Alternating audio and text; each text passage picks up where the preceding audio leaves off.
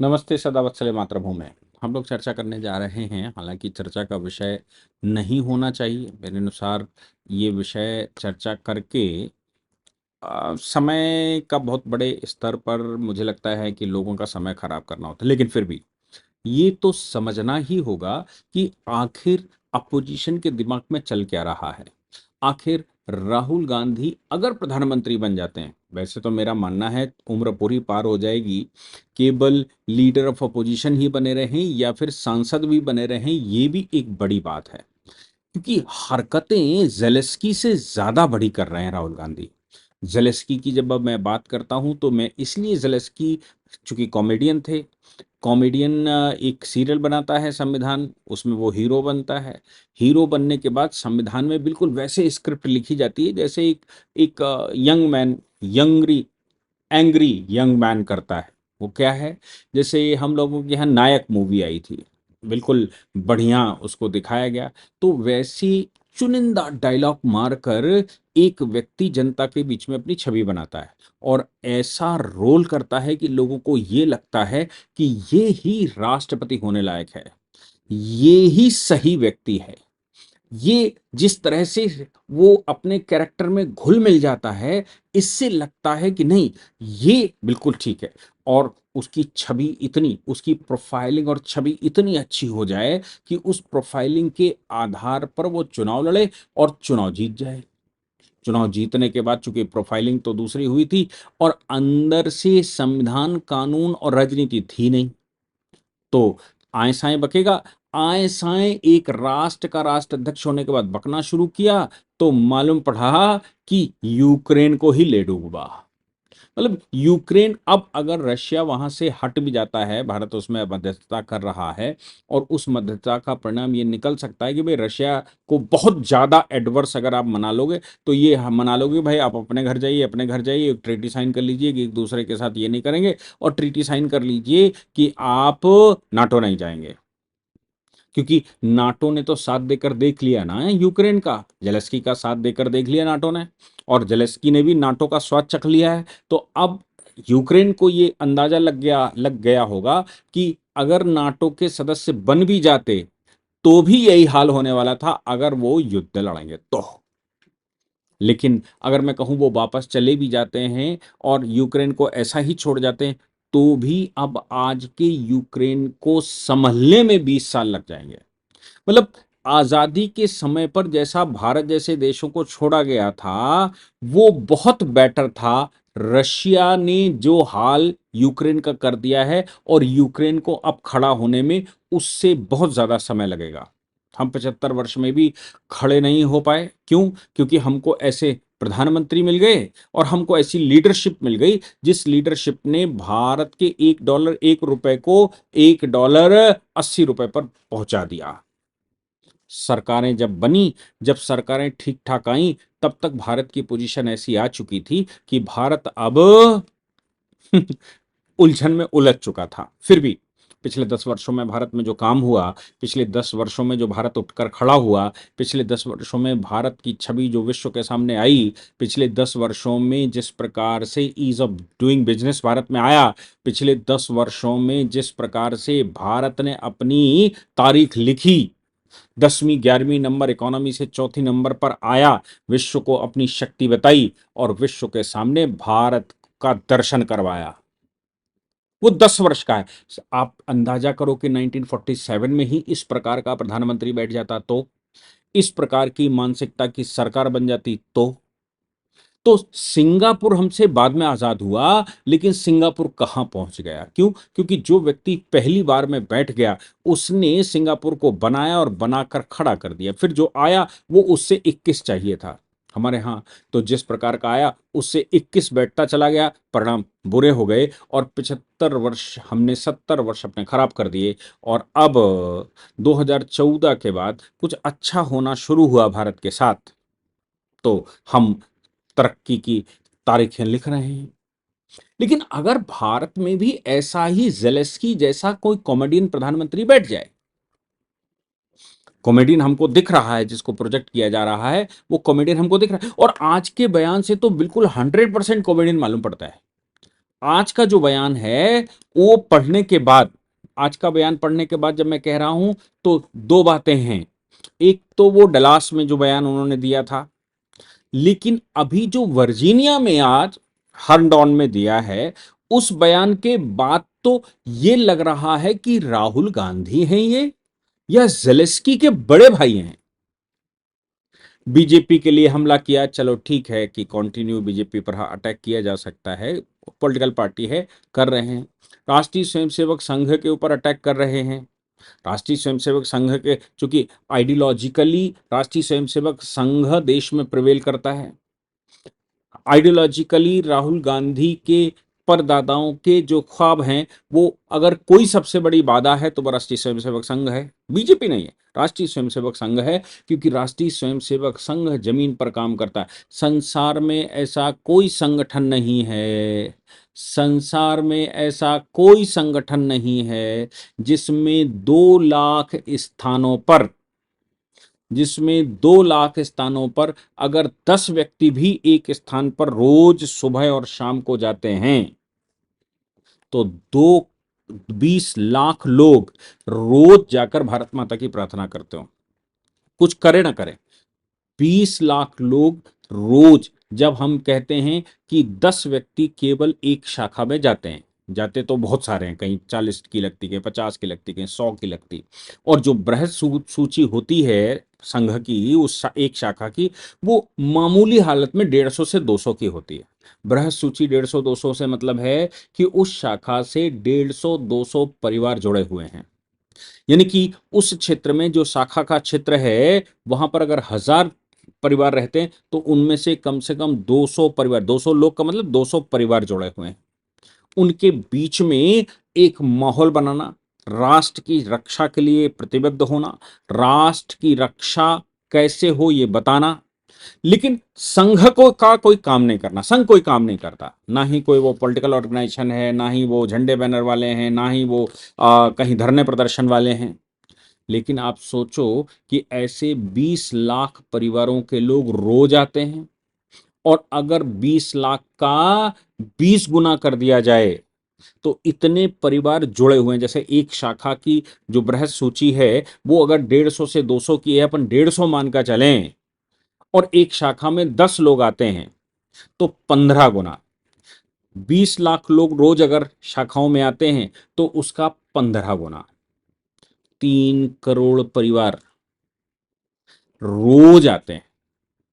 तो माहौल देश में जो ये करना चाहते हैं, वो देश के लोगों को सिर्फ पता लग जाता है कि हाँ ये गलत कर रहे हैं, यहां पर गलत कर रहे हैं। वो जहां कहीं भी नौकरी करते हैं, जहां पर काम करते हैं, जहां पर रहते हैं, जहां पर खाते हैं, जहां पर वो सब्जी खरीदने जाते हैं, जहां बाजार में घूमते हैं, वहां वो अवेयरनेस फैलाते हैं और इनके मंसूबों को पानी फिर जाता है। इसलिए राष्ट्रीय स्वयंसेवक संघ को जरूर कटघरे में खड़ा करते हैं। इसको भी माना जा सकता है कि उनकी मंशाएं पूरी नहीं होती, वो कर सकते हैं। अब ये कहते हैं कि प्रधानमंत्री से जो भय था देश को, या मुझे जो भय लगता था, अब उन्हें कोई भय लगता हो, जो भय लगता था वो भय लोगों का 1 सेकंड में खत्म हो गया 2024 के चुनाव के बाद।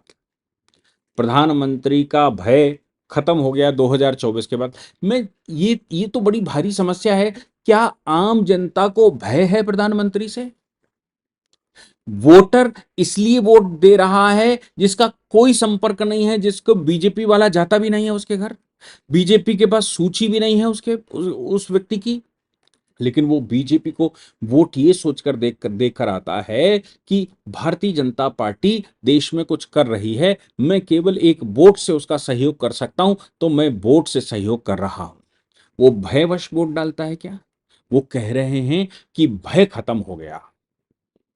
वर्जीनिया के इस भाषण में उन्होंने एक बात और कही, बड़ी विचित्र सी बात कही, इसीलिए मैंने कहा कि लगता कॉमेडियन हो गए। ये तो कहा ही डर नहीं लगता, अब डर निकल गया है, अब ये तो कहा ही। वो कहते हैं कि अगर भारत में फेयर चुनाव हो जाएं तो भारतीय जनता पार्टी की 240 भी नहीं आने वाली थी।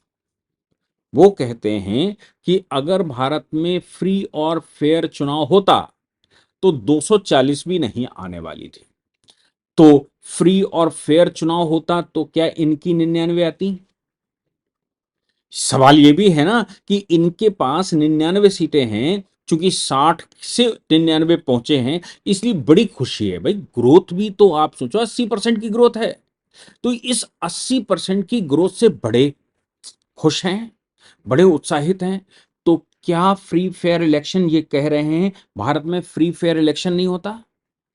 भारत के चुनाव पर प्रश्न वैसे ही खड़े कर रहे हैं जैसे कि शेख हसीना के चुनाव में वहां के अपोजिट ग्रुप ने चुनाव पर प्रश्न खड़ा करके उनको पदच्युत कर दिया।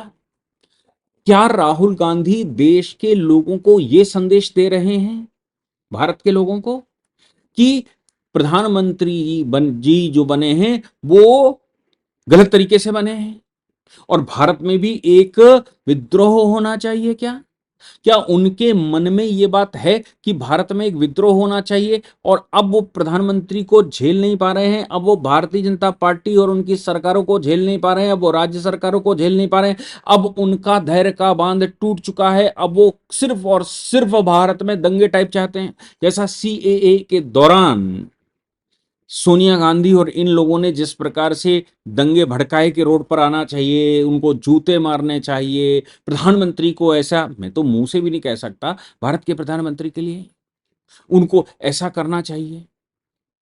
आप सोचिए, नतीजा सीए के दंगे भारत में हो गए। क्या अभी वो भारत में जो विरोधी हैं, भारत विरोधी शक्तियां हैं, उनको ये संदेश दे रहे हैं कि आतंकवादियों कांग्रेस तुम्हारे साथ, आतंकवादियों के साथ कांग्रेस का हाथ? क्या ऐसा कह रहे हैं? अतिवादियों के साथ कांग्रेस का हाथ, विद्रोहियों के साथ कांग्रेस का हाथ? क्या ये संदेश दे रहे हैं कि आप लोग करिए, हम आपके साथ हैं, और अब बीजेपी से जीतना लगभग असंभव संसार में, हिंदुस्तान में हो गया है, और अब वो बीजेपी से किसी हालत में जीत नहीं सकते? आप सोचिए कि एक व्यक्ति क्या करना चाहिए, लीडर ऑफ ऑपोजिशन का क्या रोल होना चाहिए विदेश में जाकर? उनका रोल ये होना चाहिए, भारत में आइए, इन्वेस्टमेंट करिए, भारत में आइए और भारत को खुशहाल बनाइए। इंडियन डायस्पोरा से मिलें तो ये कहें, आप यहां वहां नौकरी करने की बजाय भारत में आइए, हम आपकी मदद करेंगे। कहीं बहुत ज्यादा नहीं कर सकते तो रायबरेली से सांसद हैं, रायबरेली में ही कर देंगे, ये कह सकते थे। आइए और भारत की तरक्की में भाग लीजिए, आइए और भारत में सहयोगी बनिए, कांग्रेस आपके साथ है। ये बात कहने की बजाय विदेश की धरती पर भारत चाइना मैन्युफैक्चरिंग का हब है और भारत में सब चाइना चल रहा है, ये लोग जो बना गए थे वो भारत में बता रहे हैं, या इन्वेस्टमेंट अमेरिका का चाइना में ले जाने का प्रयास कर रहे हैं, ये ब्रांड एम्बेसडर बन गए हैं चाइना के इन्वेस्टमेंट के लिए, ये कर रहे हैं राहुल गांधी। क्या आप सोचो कि राष्ट्रवाद कैसा होता है, वो अगर देखना है तो 1962 के युद्ध के समय पर आप जानते हैं कि राष्ट्रीय स्वयंसेवक संघ के खिलाफ जैसे ही नेहरू जी प्रधानमंत्री बने थे वैसे ही प्रतिबंध लगा दिया गया था, और राष्ट्रीय स्वयंसेवक संघ को अंग्रेजों ने प्रतिबंध लगाया था, क्योंकि अंग्रेज तब भी संघ कुछ करता नहीं था। संघ के पहले सरसंघ चालक ने यह बात कही थी, संघ कुछ नहीं करेगा, स्वयं सेवक जो चाहे वो करेगा, संघ कुछ नहीं करेगा। ये पहले सरसंघ चालक ये बात स्थापित कर गए, वो आज भी संघ उसको पकड़े बैठा है। तो फिर संघ करेगा क्या, ये भी बता गए होंगे। तो उन्होंने बताया कि संघ केवल प्रशिक्षण देगा, संघ केवल सूचना का काम करेगा, संघ केवल राष्ट्रीयता का प्रचार करेगा, संघ केवल लोगों को दृष्टि देगा, संघ केवल राष्ट्रवाद को देश में स्थापित करेगा। संघ की यूनिवर्सिटी में पढ़ाई करने के बाद कोई भी व्यक्ति किसी डिपार्टमेंट, किसी मंत्रालय, किसी स्थान, किसी कंपनी, किसी नौकरी में काम करेगा, वहां जाकर राष्ट्र देखेगा तो वहां वैसा काम करेगा। यही कारण है कि 100 वर्ष होने के बावजूद संघ का कोई आज तक दूसरा संघ नहीं बना।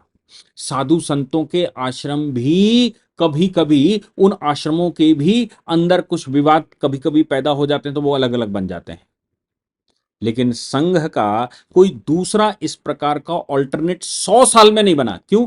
क्योंकि संघ में काम करने वाले लोग अंध भक्त होते हैं राष्ट्रीयता के, अंध भक्त। और जो जहाँ जिस जगह पर है, चाहे वो सेना में भर्ती है, वो सरकार में भर्ती है, वो किसी सरकारी नौकरी में है, जहाँ कहीं भी है, वो राष्ट्र प्रथम सोचकर काम करता है। इस प्रकार लाखों करोड़ों लोग देश में काम कर रहे हैं। संघ की आइडियोलॉजी केवल उनके पास है जिसके आधार पर वो देश के लिए काम करते हैं। संघ प्रशिक्षित करता है और लाखों करोड़ों स्वयंसेवक घर घर में जाकर या डिपार्टमेंट डिपार्टमेंट में या जहां कहीं भी नौकरियां चाकरियां काम करते हैं, वहां जाकर राष्ट्र के लिए काम करते हैं। ये संघ की उपलब्धि है। संघ अगर स्वयं कभी आंदोलनों में फंस जाएगा, संघ कभी स्वयं झगड़े में फंस जाएगा, तो संघ, आप समझ लीजिए, उसके दूसरे संघ बन जाएंगे। 62 की लड़ाई में नेहरू जी जब फंस गए और हमारे पास सेना कम पड़ गई और दूसरी तरफ कम्युनिस्टों ने हड़ताल कर दी, रेलवे का चक्का जाम कर दिया, फैक्ट्रियां बंद हो गई और ये कहा चाहे जो मजबूरी हो हमारी मांगे पूरी हो, उन कम्युनिस्टों ने चाइना के पक्ष में खड़े होकर भारत को जाम कर दिया।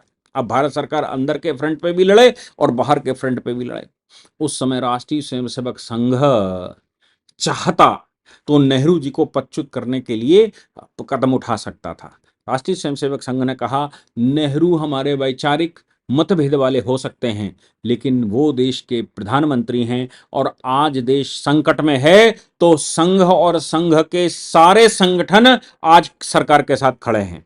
आप सोचिए, जब जिसने प्रतिबंध लगा दिया, जिसने संघ को कुचलने का प्रयास किया, जिसने संघ को समाप्त करने का प्रयास किया, उसके साथ भी संघ कंधे से कंधा मिलाकर खड़े होने को तैयार हो गया और उसने कहा उस समय कि हमारा दुश्मन चाइना है, नेहरू नहीं। हम घर की बात है, घर में कभी भी निपट लेंगे। आज चाइना के खिलाफ हमें खड़ा होना है। इस नतीजा ये निकला था कि ये कह दिया गया दिल्ली जैसे शहरों में कि आप जो टेरिटोरियल आर्मी हमारी रहती है, ये जो हमारी पुलिस है, उसको भी बॉर्डर पर ले जाइए। हम ट्रैफिक व्यवस्था और थाना खुद देख लेंगे, हम देख लेंगे, कर लेंगे, और आपको कोई शिकायत नहीं होगी। अब ले जाइए पुलिस को, और आपको स्वयंसेवकों की आवश्यकता है, ले जाइए, हम आपकी रसद पूरी करेंगे। लेकिन फौज जैसा कर रही है, जैसी भी स्थिति है, आज इस स्थिति में नेहरू को क्रिटिसाइज करने की आवश्यकता नहीं। उस समय कहा गया था कि नेहरू को क्रिटिसाइज मत करिए, उनके साथ खड़े होइए। यही हाल 71 की लड़ाई में, जब 71 की लड़ाई हुई तो संघ ने कहा इंदिरा के साथ हम खड़े होंगे। आज देश की अस्मिता खतरे में है, देश की अस्मिता दांव पे लगी है, इसलिए हम खड़े होंगे। इंदिरा हमारे खिलाफ काम कर सकती हैं, लेकिन हम देश के खिलाफ नहीं कर सकते। हमारी इंदिरा से मतभेदता इतनी बड़ी नहीं है कि वो राष्ट्र को दांव पे लगा दे। 65 की लड़ाई में भी ऐसा ही हुआ था। ये संघ था जिसने बारंबार, जो सबसे ज्यादा जिसने संघ को परेशान किया हो, उसके साथ भी राष्ट्र के मुद्दे पर खड़ा हुआ। 1963 में नेहरू जी ने, आप सोचिए कि 26 जनवरी की परेड पर राष्ट्रीय स्वयंसेवक संघ को बखूबी इनवाइट किया और घोषित किया कि ये ट्रू राष्ट्रभक्त हैं। जब हम सबसे ज्यादा संकट में थे, जब राष्ट्र संकट में था, तब ये राष्ट्र के साथ खड़े थे, तब ये हमारे साथ खड़े थे। नेहरू कुछ अच्छा सोच पाते, कर पाते, तो उससे पहले नेहरू की देहांत हो गया। और राहुल गांधी ये कह रहे हैं कि भारत का जो चुनाव है वो फेयर चुनाव नहीं हुआ, भारत में चुनाव सही नहीं हुआ, और ये जो हिस्टोरिकल, ट्रेडिशनल, म्यूजिकल, ये सब खत्म करने पर है। और संघ के लिए ये कह रहे हैं, कह रहे संघ भारत में एक आइडियोलॉजी मानता है, जबकि भारत तो कई प्रांतों में बटा हुआ है और उन प्रांतों की अपनी आइडियोलॉजी है।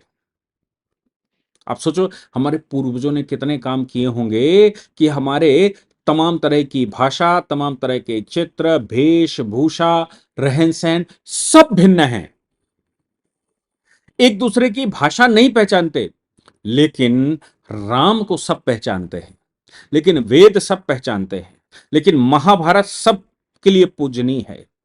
भगवान श्री कृष्ण को सब मानते हैं, भगवान राम को सभी मानते हैं, अवतारों को सभी मानते हैं। तमाम भाषाओं में रामायण लिखी गई। क्यों ऐसा हुआ होगा? हमारे पूर्वजों ने कितना काम किया होगा, जो एक रूपता के लिए काम करते रहे और एक आइडियोलॉजी भारत में खड़ी कर दी, वो राम के आधार पर राज्य करना। यानी कि अगर राज्य कैसा भी होना चाहिए तो वो राम राज्य होना चाहिए। आप सोचिए, ऐसे भारत के विषय में वो ये कहते हैं भारत बहुत सारी आइडियोलॉजियाँ हैं, भारत में एक आइडियोलॉजी को मानने वाला संघ है और संघ तो एक आइडियोलॉजी मानता है, वो है राष्ट्र प्रथम। भाषाएं हो सकती हैं, भिन्नताएं हो सकती हैं, हमारा रहन सहन सब अलग हो सकता है, लेकिन राष्ट्र प्रथम हमारा एक है। ये आइडियोलॉजी संघ की है। आप संघ के तृतीय वर्ष के प्रशिक्षण में कभी चले जाइए, पूरे देश से सभी प्रांतों से लोग आते हैं, उनके एक गढ़ बनाए जाते हैं। मैं बताता हूं कैसे। अगर जो संघ के प्रांत हैं, उन प्रांतों से सबसे स्वयंसेवक आते हैं, उनको लाइन में खड़ा कर लिया जाता, प्रांत शाह, उनकी गिनती करवाई जाती है, 1 2 3 4 5 6 7 8, और प्रांत से अगर 50 लोग आए हैं तो ऐसे करेंगे, 1 2 3 अपना नंबर बताती जाएगी। फिर सभी प्रांतों से एक नंबर वाले, एक नंबर वाले सब अलग, तो हर प्रांत से एक एक नंबर वाला जाएगा। 2 नंबर जिसके हैं सभी प्रांतों से अलग, 3 नंबर जिसके हैं सभी प्रांतों के आ जाइए, और उनका एक गढ़ बनता है। उनको 25 दिन साथ रहना पड़ता है। भाषा नहीं जानते, न मलयालम जानता है, न इधर उत्तर उत्तर भारत का लोग मलयालम नहीं जानता, तमिल नहीं जानता, तेलुगु नहीं जानता, मलयालम वाला हिंदी नहीं जानता, पंजाबी नहीं जानता, उड़िया नहीं जानता, वो असमिया नहीं जानता या बंगाली नहीं जानता, लेकिन एक गढ़ में रहता है 25 दिन। और एक गढ़ में रहकर और उस गढ़ के जो खेल हैं, कूद हैं, उनकी प्रतियोगिताएं, उस गढ़ को विजित करवाता है। ये प्रशिक्षण इसलिए होता है कि पूरे देश से विभिन्न भाषा, वेशभूषा, खान पान, रहन सहन भिन्न होने के बावजूद एक कैसे चलेंगे, समरसता कैसे बैठाएंगे। ये आइडियोलॉजी बुरी है क्या? इसमें कुछ गड़बड़ है क्या? राहुल गांधी कह रहे हैं कि भारत में बहुत सारी आइडियोलॉजी हैं, भारत में बहुत सारी भिन्नताएं हैं, उन भिन्नताओं के आधार पर अलग अलग सोच का सोचना चाहिए। और उनका कहना है कि भारत जो है वो राज्यों से मिलकर बना है, भारत के अंदर राज्य नहीं है, भारत राज्यों से मिलकर बना है। अब यूएसए में जा रहे हैं तो वहां तो ऐसा ही है। जिस समय जॉर्ज वाशिंगटन ने आजादी दिलाई थी, 13 राज्य थे, यानी कि जो जो अमेरिका है, वो जो आज का अमेरिका है, उसमें ओरिजिनली 13 राज्य, उनको एक मिला लीजिए, एक बना लीजिए, उनको एक मान लीजिए, वो आजाद हुए, एक यूनिट है। बाकी 37 यूनिट, 37 यूनिट्स बाद में एग्रीमेंट करके मिले। तो एक 13 राज्यों का एक समूह और बाकी सभी राज्य अलग अलग, इन सबको मिलाकर अगर यूनिट मानोगे तो 38 यूनिट बनते हैं। 38, 7 अलग और 13 का एक। उनके सबके सुप्रीम कोर्ट है, उनके सबके कॉन्स्टिट्यूशन है, उनके सबकी नागरिकता है, उनका सबका अपना सेपरेट, क्योंकि वो एग्रीमेंट से मिलकर बने हैं, वो राज्यों से यूएसए बना है। और भारत, भारत है, उसके अंदर राज्य बनाए गए ताकि अच्छी तरह से एडमिनिस्ट्रेशन चलाया जा सके। डॉक्टर अंबेडकर ने जब आर्टिकल 1 की बहस की थी, तब भी कहा था भारत में आने का अधिकार है, भारत में से जाने का अधिकार किसी का नहीं है, भारत राज्यों से मिलकर नहीं बना है, भारत एक राष्ट्र है, उसके अंदर राज्य बनाने की शक्ति, राज्य को खत्म करना, राज्य के 2 राज्य बनाना, 2 राज्यों से एक राज्य अलग तीसरा बनाना, या फिर 2 राज्यों को मर्ज करना, ये पार्लियामेंट तय करेगी, अगर एडमिनिस्ट्रेटिव पर्पज से जैसा उचित हो तो। इसका मतलब साफ है, कोई राज्य की सेपरेट आइडेंटिटी नहीं रहेगी। एक राज्य की सेपरेट आइडेंटिटी नेहरू जी ने बना दी थी, जम्मू कश्मीर, तो जमहूरियत और कश्मीरियत सब चल गया, और उसको हमने कहां तक झेला हमको पता लगा। भारत की एक एक आइडेंटिटी है, वो है भारत एक राष्ट्र। और राहुल गांधी कह रहे हैं वहां बैठकर वर्जीनिया में कि नहीं, ये जो आरएसएस है ये एक आइडियोलॉजी मानती है, मैं उसको रिजेक्ट करता हूं। भारत कई आइडियोलॉजी हैं, कई कई राज्यों से मिलकर बना हुआ भारत है। आप सोचिए कि इनकी सोच कहां पर जाती है। आज ये पता लग रहा है कि जिस प्रकार जेलेस्की सोचता था, उससे ज्यादा खतरनाक राहुल गांधी सोचना जानते हैं। जेलेस्की से ज्यादा अगर राहुल गांधी प्रधानमंत्री बन जाए तो जेलेस्की से ज्यादा बुरा हाल, यूक्रेन से ज्यादा बुरा हाल ये कर सकते हैं भारत का। ऐसे कॉमेडियन को प्रणाम, और देश को मैं कहता हूं कि कृपया करके ऐसे कॉमेडियनों को पहचानिए कि ये क्या सोच रहे हैं। जय हिंद, जय भारत, वंदे मातरम।